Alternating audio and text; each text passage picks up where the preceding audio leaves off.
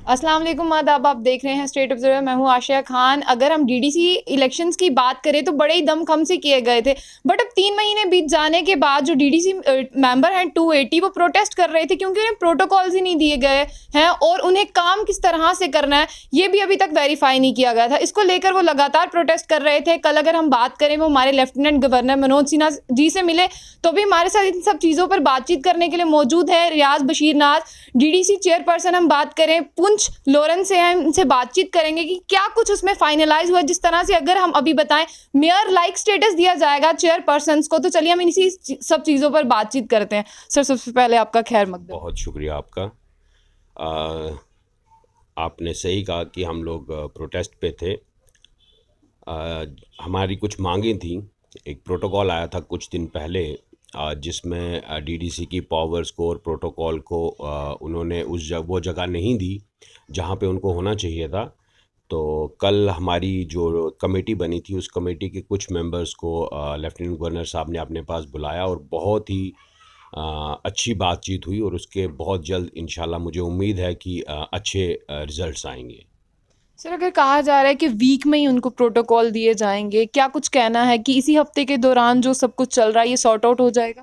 मुझे पूरी उम्मीद है। लेफ्टिनेंट गवर्नर ने अपनी जो एडमिनिस्ट्रेशन है उनको डायरेक्शंस दिए हैं कि आप भी और कुछ डीडीसी मेंबर्स जो हैं वो बैठ के, जहाँ पे आपको उनकी ज़रूरत पड़ती है, तो आप बैठ के एक ड्राफ्ट तैयार करके, वो पहले ड्राफ्ट लेफ्टिनेंट गवर्नर साहब को जाएगा, वो ड्राफ्ट वो देख के, तो उसके बाद उसका अप्रूवल लेके, तो मेरे को लगता है कि शायद वीक तक या 10 दिन तक एक नया प्रोटोकॉल आ जाएगा। अगर हम आपके डेलीगेशन की बात करें, जो कल आपका डेलीगेशन उनसे मिला है आपके मेंबर्स का, तो रात के अंधेरे में जो पास किया गया था लॉ, जिस तरह से हम कहें कि जिस तरह से सैलरी ऑनरेरियम की बात करें पास किया गया था, इससे पहले भी बैठ के बातचीत हो सकती थी, ऐसा क्यों हुआ? देखिए, बातचीत हो सकती थी, लेकिन मुझे लगता है कि ये सब इतनी जल्दी जल्दी चीज़ें हुई कि शायद ना ही एडमिनिस्ट्रेशन को और ना ही जितना भी ये डीडीसी का मेंबर्स थे उनको इस चीज़ का वक्त मिला। हम लोग पूरी स्टेट से यहाँ पे 2 दिन का हमारा इंट्रोडक्टरी प्रोग्राम था जो लेफ्टिनेंट गवर्नर साहब ने इनॉग्रेट करना था। तो बाय चांस 200 के 80 के मेजॉरिटी के लोग यहीं पे मौजूद थे वहाँ पे, और उसी से एक दिन पहले ये प्रोटोकॉल आया शाम में। और सुबह ये मंजूर नहीं था डीडीसीज़ को प्रोटोकॉल, और उसी दिन मीटिंग में जाने से पहले भी वहाँ पे सब डीडीसी मेंबर्स बैठे और वहाँ पे एक कमेटी बनी, और उस कमेटी के तहत ही ये सारा जो प्रोग्राम था वो वहीं पे चॉकआउट हुआ, और वहीं से फिर जाके ये सारी चीज़ें जो हैं वो शेप में आई। अगर हम डीडीसी मेंबर्स की बात करें, कुछ को ऑफिसेज की बात करें, जैसे ऑफिसेज चाहिए, कुछ को था कि हमें भी गाड़ी दी जाए, जैसे हमें लोगों के बीच में जाना है, हम पैदल तो नहीं जा सकते, हमारे फंड्स रेज किए जाएं। बट कुछ डीडीसी मेंबर्स ऐसे भी थे, उनका कहना था कि हमारे वहाँ पे रोड्स ही नहीं है, हमें गाड़ी ही नहीं चाहिए, हमें पैसे ही नहीं चाहिए। आप उन डीडीसी मेंबर्स के लिए क्या कहेंगे कि वो फ्री में किस तरह से काम करें? देखिए, बात फ्री की या पैसे की नहीं है, बात गाड़ी की या कच्ची रोड की नहीं है, बात एक अथॉरिटी की है। कि जब भी एक इंसान, जहाँ पे रोड नहीं है वहाँ पे रोड किसको बनानी है, इसी डीडीसी की रिस्पॉन्सिबिलिटी आएगी अब। बाकी जहाँ पे जिनको गाड़ियाँ चाहिए या कुछ भी है, उसी का एक प्रोटोकॉल आता है। ये सब स्टेट ने देना है कि स्टेट अपने डीडीसी मेंबर्स को किस जगह पे प्लेस करेगी और उनको कितना एम्पावर करेगी, ताकि वो लोगों के बीच में जाके काम कर सकें। देखिए, अब जिस तरह पहले ये जो एक स्टेटस को रखा हुआ था, वहाँ पे वो रखा था डिस्ट्रिक्ट मजिस्ट्रेट के। तो जब आप इक्विलेंट स्टेटस पे जाके, क्योंकि हमारी बॉडी डिस्ट्रिक्ट की है, तो जब आप इक्विलेंट स्टेटस पे जाके बात करते हो तो वो एक पैरोगेटिव हो जाता है कि वो माने या ना माने, वो रखे या ना रखे, तो अथॉरिटी नहीं हुई ना। तो कल मैं फिर जाऊंगा, जिस तरह जाते, नहीं नहीं ये काम नहीं होगा, ये होगा या इस तरह होगा। तो इसीलिए किसी भी काम करने के लिए, किसी भी काम को सही तरीके से अंजाम देने के लिए आपको एक अथॉरिटी, एक पावर चाहिए, जहाँ पे आप अपनी बात रख सको, जहाँ पे आप अपनी बात सुनवा सको और उसको मनवा सको। तो हमारी जो लड़ाई थी या जो हमारा कहना था वो यही था कि बिना अथॉरिटी के हम लोगों के लिए काम करना मुश्किल हो जाएगा। हम बिना दांत के शेर, टुथुस टाइगर जिन्हें कहते हैं, तो हम बिल्कुल उसी तरह के लोग बन जाएंगे और हम परफॉर्म नहीं कर पाएंगे। जहाँ तक ऑनरेरियम का या गाड़ियों का सवाल है, तो ठीक है, कुछ लोगों की ये मांग है, तो इसमें मैं उनके लिए कुछ नहीं कह सकता कि गाड़ियाँ चाहिए जिनको या नहीं चाहिए। वो स्टेट का काम है देखना कि वो अपने बजट में से किस तरीके से अपने बजट को जो है वो डीडीसीज़ के लिए प्रोविज़न करते हैं, तो वो अपना प्रोविज़न देखेंगे। मुफ्त में काम करना, जब हमने इलेक्शन लड़ा था तो मैंने तो कम से कम नहीं सोचा था कि मैं सैलरी के लिए या गाड़ी के लिए ये इलेक्शन लड़ के जीत रहा हूँ। मेरा अपना एक एजेंडा था, मेरी एक अपनी सोच थी कि बाय विद पावर और विदाउट पावर मेरे को लोगों का काम करना है, और मैं इंशाल्लाह अपने लोगों के काम आता रहूँगा और काम करता रहूँगा।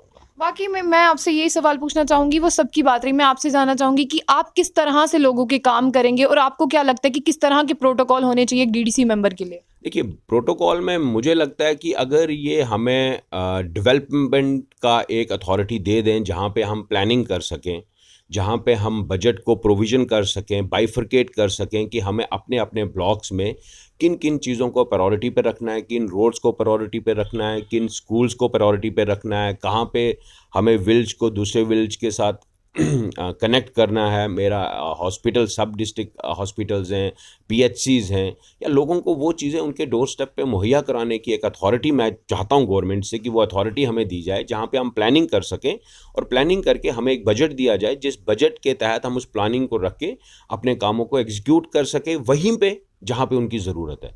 अगर अप्रूवल्स के लिए या बाकी फिर बड़े दफ्तरों में बड़े लोगों के पीछे भागने की ज़रूरत पड़ेगा तो काम नहीं चल पाएगा। फिर से सालों अप्रूवल को लग जाएंगे, सालों बजट को लग जाएंगे कि इस बजट में नहीं आया अगले बजट में रखेंगे या किस तरह। तो इनको ये चीज़ें बिल्कुल जो राइट्स, ड्यूटीज़ और अथॉरिटी है ये गवर्नमेंट को बिल्कुल क्लियरली ब्लैक एंड वाइट में अपने ऑर्डर्स में लानी चाहिए, ताकि हमें भी पता चल जाए कि हमारी कितनी अथॉरिटी है और कितना एम्बिट है, और हम अपने उस एम्बिट में कितना काम कर सकते हैं। चलिए मैं जिस तरह से भी डीडीसी इलेक्शन में अगर हम देखें तो बहुत ही यंगस्टर हैं जो उभर कर यहाँ पर सामने आए। अगर वोटिंग की बात करें तो बम्पर वोटिंग की गई है। तो ये जो डीडीसी मेंबर्स हैं ये क्या पहले वालों की तरह एक स्टैचू या अनफेयर तरीके से काम करेंगे, या ये जो डीडीसी चुन कर आए हैं या फेयर तरीके से काम करेंगे? क्योंकि अगर पिछले हम बात करें जो भी आजकल चुन के आता है वो कोई भी काम नहीं करता। अगर हम दूर दूर तक देखें, अभी हमारे यहाँ पर जम्मू कश्मीर में डेवलपमेंट की बात किसी ने नहीं की। अगर हम देखें यहाँ पर युवा हैं जो हमारे रोज़ प्रोटेस्ट करते हैं, डेली वेजेस की बात कर ले, वो सब मसले वहीं पर हैं, वो भी कभी खत्म नहीं और डेवलपमेंट की बात भी नहीं यहाँ पे ही।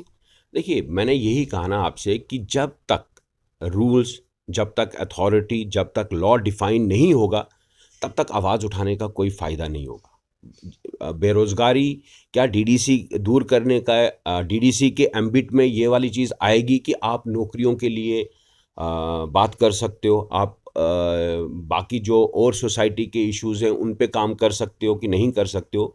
तो इसी के लिए जिस वक्त ये एक अथॉरिटी, एक लॉ, रूल्स फ्रेम होके सामने आ जाएंगे, आने के बाद एक अथॉरिटी बन जाएगी और उस अथॉरिटी पे रह के हम बात कर सकते हैं। जहाँ तक आपने युवाओं का बात कहा कि बहुत से युवा चुन के इधर आए हैं, वो काम करेंगे या नहीं करेंगे। मैंने अभी भी पिछले यहाँ पे कुछ दिनों में मैं अपने साथियों से मिला हूँ across the Jammu and Kashmir, तो मेरे को बहुत इंथुसियाज्म उनमें नज़र आया है काम करने का। मुझे बहुत जोश नज़र आया उनमें काम करने का, और बहुत हमारे नंबर्स भी एक्सचेंज हुए हैं। हम लोगों ने अपने ग्रुप्स भी बनाए हैं कि जहाँ पे हम एक दूसरे से बात कर पाएंगे। हम अपने ग्रुप्स में डेवलपमेंट के या नई टेक्निक्स के या नए तरीक़ों के जो मसले होंगे उन्हें हम डिस्कशंस में लाएंगे और एक दूसरे की मदद करेंगे। मुझे उम्मीद है इंशाल्लाह कि जो ये across the Jammu and Kashmir नए डीडीसी चुन के आए हैं, ये पिछले वालों से मुझे लगता है कि बिकॉज जितने भी आप देखोगे उसमें बिलो 40 बहुत हैं, और मुझे ये लगता है कि जो हमारे वाली जनरेशन है ये एक परफॉर्मर जनरेशन है। ये काम ये करने पे बिलीव करती है। मेरा जहाँ तक खुद का भी ताल्लुक है तो मैं यही कहता हूँ कि जब ज़िंदगी मिली है तो इसको एक बेहतर तरीके से दूसरों के लिए आप जो है वो अर्पण कर दो। तो मुझे लगता है कि इंशाल्लाह उम्मीद है मुझे कि हम सब मिलके जो है बेहतर जम्मू कश्मीर की तरफ जाएंगे। शुक्रिया। ये थे हमारे साथ रियाज बशीर नाजी, जिनसे हमने बातचीत की जिस तरह से डीडीसी मेंबर्स का भी प्रोटेस्ट चल रहा था उसको लेकर। जो इनका डेलीगेशंस था वो कल यहाँ पर लेफ्टिनेंट गवर्नर राज भवन में मिला भी था, जो हमारे लेफ्टिनेंट गवर्नर है उन्हें। और देखने वाली बात यह है कि कब तक इनके जो प्रोटोकॉल्स हैं वो इन्हें सौंपे जाते हैं और कब ये ग्राउंड पर उतर कर काम करते हैं। जिस तरह से हम उम्मीद यही करते हैं कि बहुत ही जोश से ये काम करेंगे और डेवलपमेंट की जो बातें हैं जो की गई हैं वो भी फुलफिल होंगी। तो ऐसी और भी अपडेट्स के लिए जुड़े रहिए स्टेट ऑब्जर्वर के साथ।